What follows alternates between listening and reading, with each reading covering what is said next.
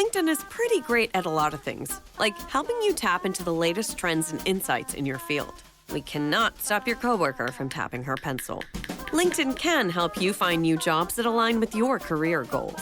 We cannot help you find the source of that weird smell in the office fridge. Ew.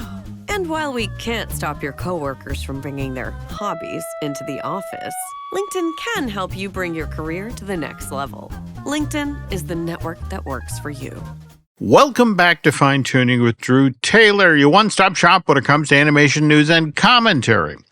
I'm entertainment writer Jim Hill, and Mr. Taylor, whose writings on the industry you can regularly read over on The Wrap, and his musings on the Mission Impossible movies you can still listen to on Light the Fuse, the official Mission Impossible podcast. Mr. Taylor is AWOL this week, which is unfortunate because I am recording this week's show on Sunday, February 15th, which is a very significant day in animation history because the 800th episode of The Simpsons aired earlier tonight. By the way, the first half-hour episode of The Simpsons television show debuted on Fox back on December 17th, 1989. The Simpsons characters appeared first on Fox some 2 years earlier. April 19th, 1987 is an animated vignette on the Tracy Ullman show. Now, as for the 800th episode, which is the 14th episode of the 37th season of The Simpsons, that was entitled Irrational Treasure, involved Santa's Little Helper being entered into a dog show in Philadelphia, which then somehow sent the Simpsons off on a national treasure-like adventure. Now, just a reminder, The Simpsons has been renewed through its 2028-2029 season, which will be the show's 40th season. Also, it was revealed in September of last year, 2025, that a second Simpsons theatrical film is in the works. It is supposed to be released to theaters on September 3rd, 2027, and kind of interesting, that's the Friday before Labor Day next year. More to the point, the theme park rights to The Simpsons are supposed to revert to the Walt Disney Company just a couple of years from now, in 2028. So it's anticipated that the Mouse will be renewing this animated series for 2029-2030 season and beyond, if only because Disney then wants The Simpsons to stay front of mind as they then walk Marge, Homer, Bart, Lisa, and Maggie out into one or more Disney theme parks worldwide. By the way, according to current Simpsons showrunner Matt Selman, and by the way, he revealed this in a recent interview over on The Wrap, the plan now is that The Simpsons will never have a Really For Real series finale. With the idea that when this TV show's sell-by date finally arrives, if that day ever comes, there's a Jay Leno joke to this effect, folks, that, you know, if you ever read the expiration date on a Twinkie, and if you read it, it says, "Hey, pal, you should live so long." Anyway, the Simpson production company, production team, they just plan on doing a standard episode and then close up shop. Now, mind you, they actually made fun of TV series finales with Bart's Birthday. That was the first episode of season 36, which aired back on September 29th, 2024, which featured all sorts of significant events, you know, the sorts of things you'd get for a series finale, like Mr. Burns dying, Krusty ending production of his TV series, Milhouse moving away to Atlanta, and Maggie saying her very first words. I also should share that I had a friend who worked on The Simpsons back in the 1990s. And back then, the assumption was that at some point around the 7th season of this animated series, Fox was going to pull the plug. You know, because animated series just don't run that long.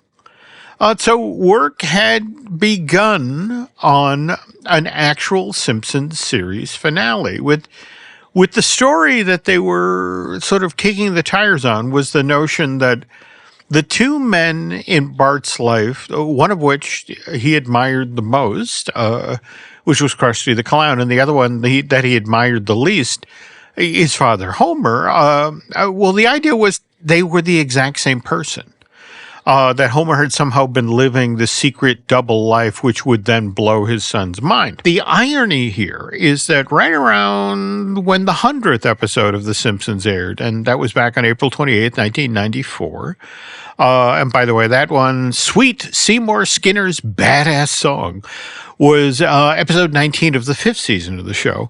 Fox once again decided to renew The Simpsons through season 6, and needing ideas for scripts for yet another season of its now seemingly never going to end animated series, the production team took that Homer and Krusty are secretly the same guy idea, that again, they were sort of noodling on as a possible series finale, and then turned that into an actual episode of season 6 of The Simpsons. And that one, by the way, Homie the Clown, aired on February 12th, 1995, so some 31 years ago this week. And again, they honestly didn't mean to burn through this idea. But when you're 118 episodes into a TV series, to be blunt, you're starting to run out of ideas. And so the Simpson production team just took material that had already been developed and then, okay, this is going to be an actual episode of season 6. And by the way, you can actually read more about this particular moment in Simpsons history by picking up a copy of Stupid TV, Be More Funny, How the Golden Era of The Simpsons Changed Television and America Forever. That book was written by Alan Siegel and published by Grand Central Publishing back in June of last year, 2025.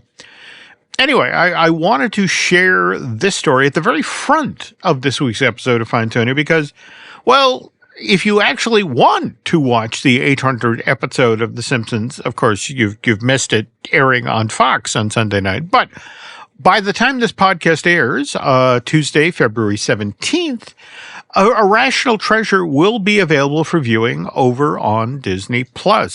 And by the way, here's a fun exercise. First, go and watch Santa's Little Helper. That's episode 1 from season 1 of The Simpsons. And then watch Irrational Treasures. And again, that's episode 14 of season 37. And look, it's not just the voices of the characters that now sound different and that the show's overall quality of writing has improved. But if you look at the quantum leap in the quality of the animation on The Simpsons, I mean, honestly, folks, it's like watching Steamboat Willie and then immediately pivoting to Pinocchio. The upgrade in animation quality is seriously that significant, that good. All right, sorry.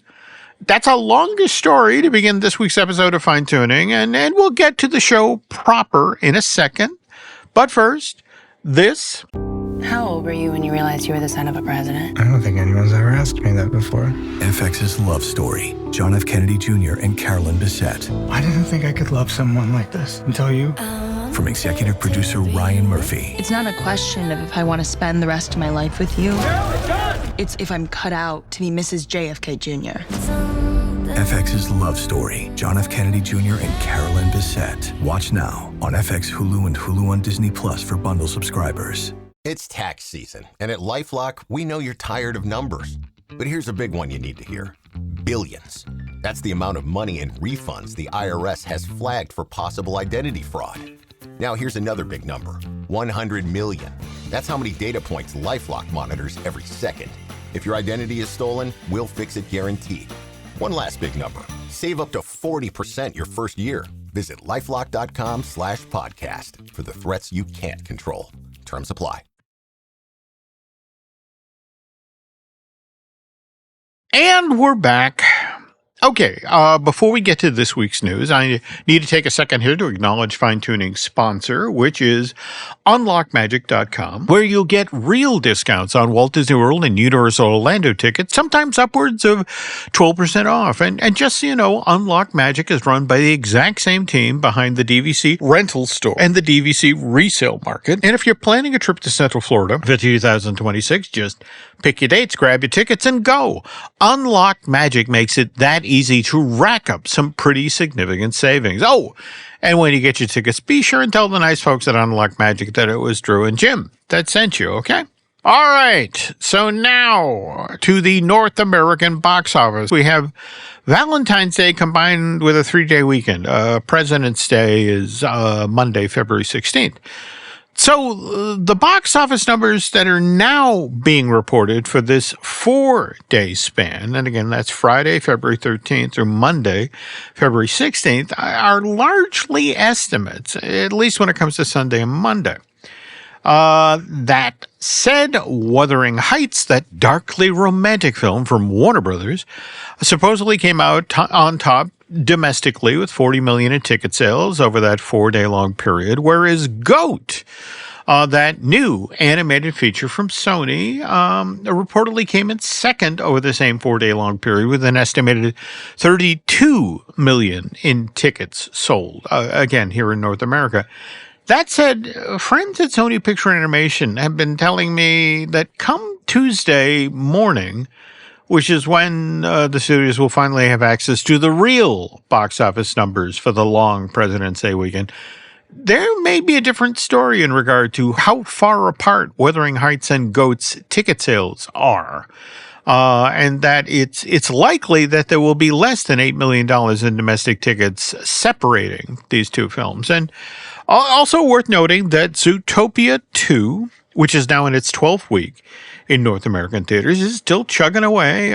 It just sold $3.7 million in domestic ticket sales this past weekend, and worldwide box office total to date on Zootopia 2, $1,830 million, which makes Zootopia 2 the 9th highest grossing film of all time.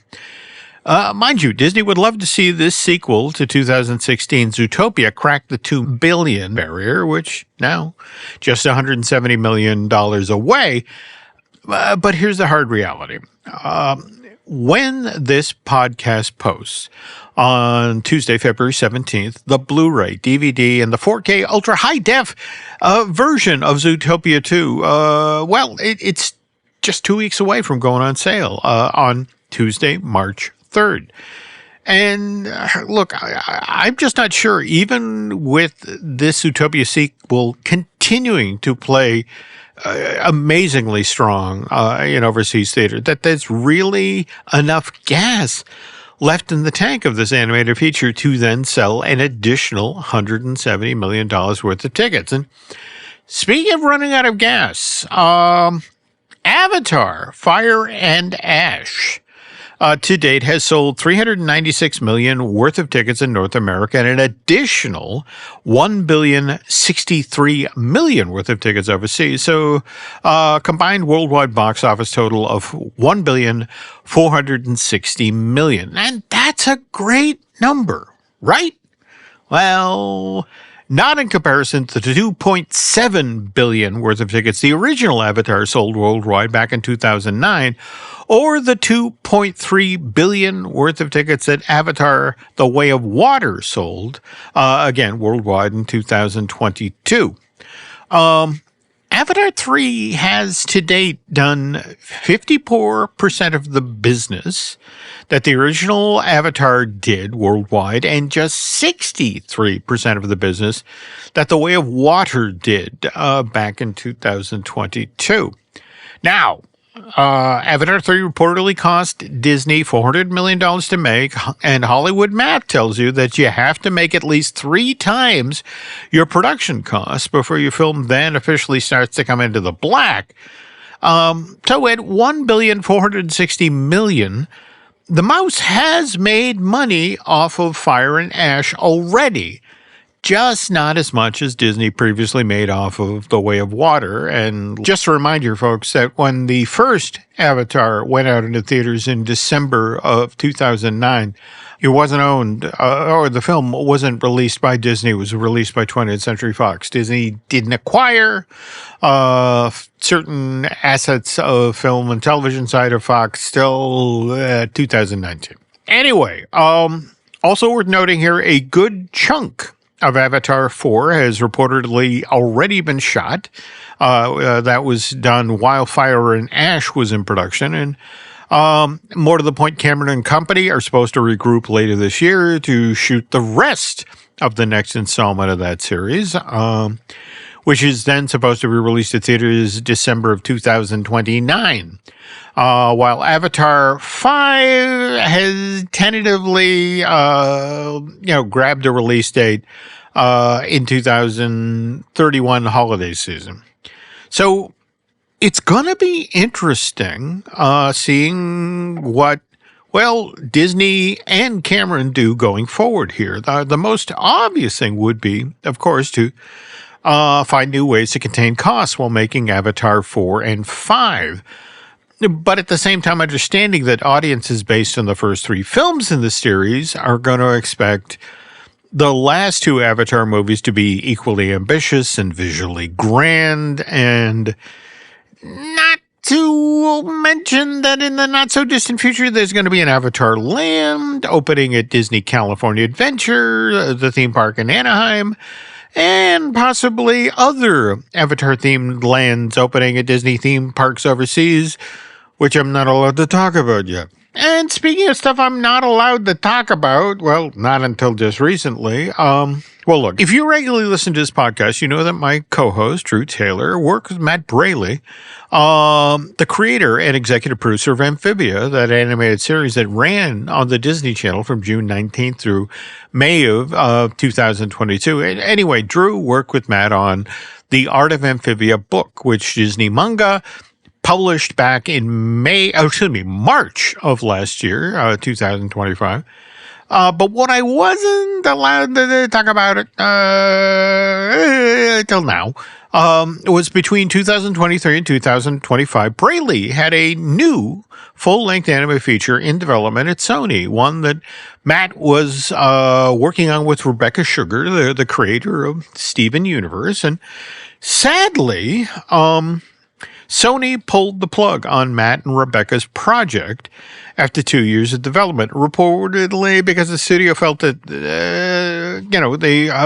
this proposed animated feature just wasn't commercial enough. But the good news is Braley is back with a new project, Clara and the Below, which Matt describes as an indie gothic horror pilot based on the story of the Nutcracker. Better than that, Braley will not be going the studio route when it comes to Clara and the Below, but rather he's going with crowdfunding. This campaign officially launches on Friday, March 13th, and I'm not going to lie, Mr. Taylor and I would love it if Fine Tooning listeners really got behind what Matt is trying to do here. And look, I'd love to see a similar sort of thing happen with Clara and the Below as what just happened with MST3K, the Riff Tracks experiment. I mean, do you folks see about this? Were the guys behind Riff Tracks, and we're talking Mike Nelson, Kevin Murphy, and Bill Corbett, all of which were part of the second iteration of Mystery Science Theater 3000 after Joel stepped away from the show, were given a chance to return to the show, produce 4 new episodes. So these guys set up a Kickstarter campaign with the hope that they could raise $20,000 to help with the early production of the Riff Tracks experiment. And MST3K fans, God love them, they clearly love the idea of Mike, Kevin, and Bill returning to the show, because as of today, that Kickstarter campaign has raised nearly $1.9 million. And there's still 27 days left to go in this Kickstarter campaign.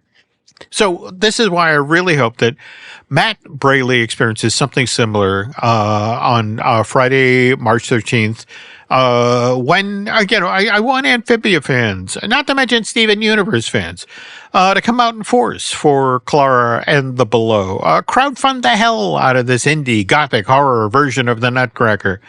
Because, look, folks, there's actually a remake of Barbie in the Nutcracker in the works right now. How many of you remember the home premiere that Mattel Entertainment, with the help of Mainframe Entertainment, put out on store shelves back in October of 2001? This was the first ever Barbie movie to be done in CG, and if I'm being completely honest here, Barbie looked a whole lot better in Toy Story 2 and Toy Story 3.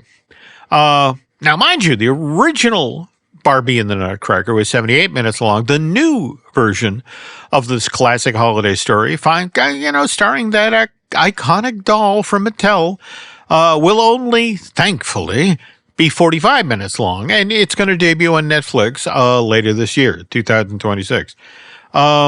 Would still prefer to see that Matt Braley and company see what they do with Clara and the Below. So please, folks, get behind that indie crowdfunding effort when it officially debuts on Friday, March 13th. And there'll be more news in a second, but first, this.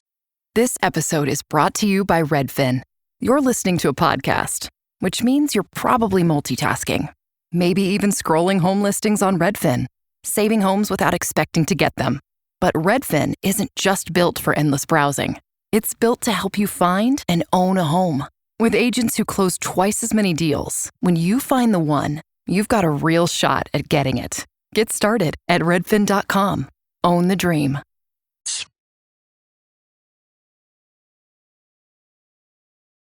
And we're back. Okay. On a recent episode of the Epic Universal podcast, Eric Kersey and I shared the story of how The Land Before Time, the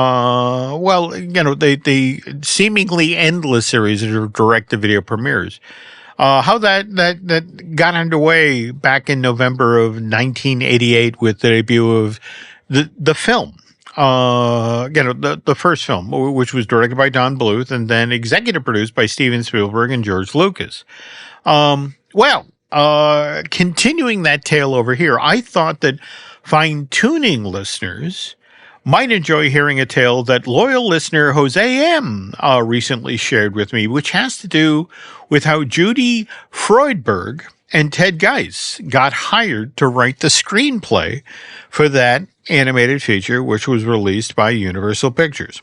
Now, to properly set this story up, you need to understand that Judy started working at Sesame Street back in 1971 as an assistant in that TV show's music department. This was just 2 years after that Emmy Award-winning series had originally debuted on PBS and that then went on to become this TV phenomenon.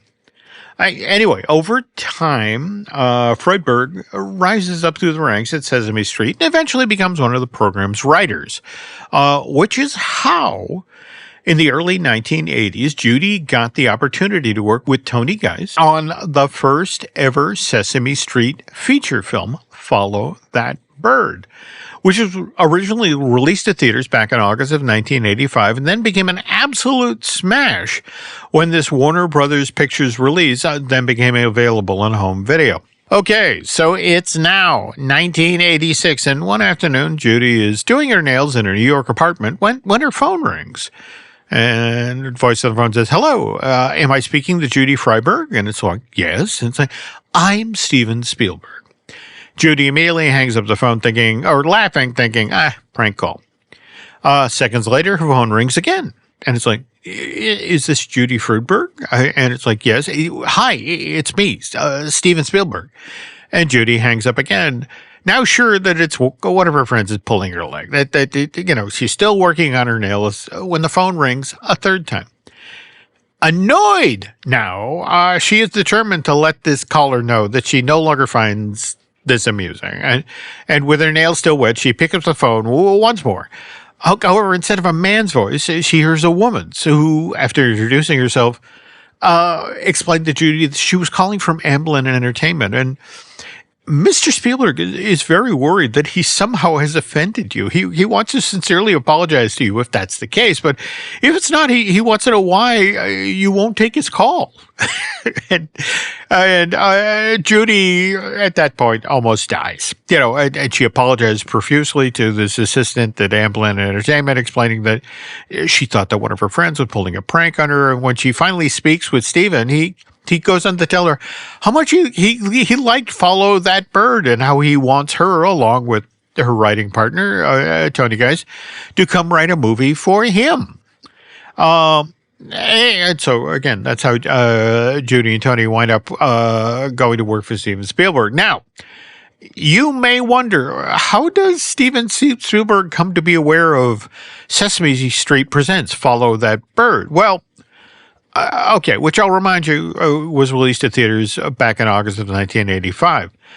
Because, well, Steven Spielberg has 7 children, but his first son, Max, well, he wasn't born till June 13th of that same year, 1985. So it's kind of unlikely that Steven was watching a lot of Sesame Street, in 86. Max is an infant. But the key to this story lies back in 1984, which is when Steven takes a break from basically exclusively making movies for Universal Pictures and then goes to work for Warner's for a while. He first directs The Color Purple, which is released at theaters in December of 1985, and then Empire of the Sun, which was released at theaters 2 years later in December of 87. As the story goes, Steven is waiting for a screening room on the Warner Brothers lot to view the latest set of dailies for The Color Purple, when he hears a lot of laughing. So intrigued, Steven ducks into that screening room where a rough cut of Sesame Street Presents Follow That Bird is being shown, and Spielberg joins the audience there laughing. Not just because of the Sesame Street Muppets, but also this film has a lot of cast members from SCTV in it. John Candy, Joe Flaherty, Dave Thomas. And once the screening is over and the lights come up, the Follow That Bird production team is startled to find Steven Spielberg in the room with them. And they're especially startled when Spielberg started talking about how much he enjoyed the movie he was watching and how surprised he was the script was as funny as it was. And he says, who wrote this? Because I may have a job for them. Anyway, that's supposedly how Judy Freudberg and Tony Geis got the job writing Sesame Street Presents Follow That Bird, which, by the way, is one of those rare films as an adult. You can sit on the couch with your kid and watch it together with them and both be equally entertained, because that Warner Brothers release from 1985 has a lot of sly jokes in it that only adults will appreciate. And you know what I appreciate? Light the Fuse, the official Mission Impossible podcast. Drew did that podcast with Charles Hood, and there are nearly 300 episodes of that show in its archive, and each of them is loaded with great behind-the-scenes stories like the one I just shared about how Judy and Tony came to work for Steven Spielberg. Mind you, I hope you'll be able to say the same thing when you listen to some of the podcasts that we post here at Jim Hill Media. I mean, as you'll hear interesting behind-the-scenes stories. And by the way, these shows include Disney Dish with Len Testa, the Epic Universal podcast. That's the one I do with Eric Hersey. Likewise, I Want That Too. That's our Disney merch podcast that I do with Eric's lovely bride, Lauren. By the way, we have our Disney Unpacked, our Patreon project, which we do with Jim Schul. We recently posted a walkthrough of Epcot Center from November of last year, 2025. And shortly, our show about Pooh's Honey Hunt will be posted, and I'm not going to lie, we used that show to pay tribute to the late, great themed entertainment giant, Eddie Sato. And speaking of great, I want to thank Eric Hersey and David Gray for the great job they do when it comes to editing and the overall production of this podcast. Also have a quick favor to ask of you folks. If you could please head over to Apple Podcasts and rate and review, well, not just this show, Fine Tooning, but also Light the Fuse. Also running for the curtain. Oh, social media. Mr. Taylor, you can find over on X as Drew Tailored, as in a tailored shirt. As for me, you can find me on X and Instagram as Jim Hill Media, and then over on Facebook as Jim Hill Media News. And with that, that's going to do it for this week's episode of Fine Tuning. Again, not sure what happened with Mr. Taylor this week, but I'm sure he'll be back for next week's show. But until then, thanks for listening, and we will be back soon.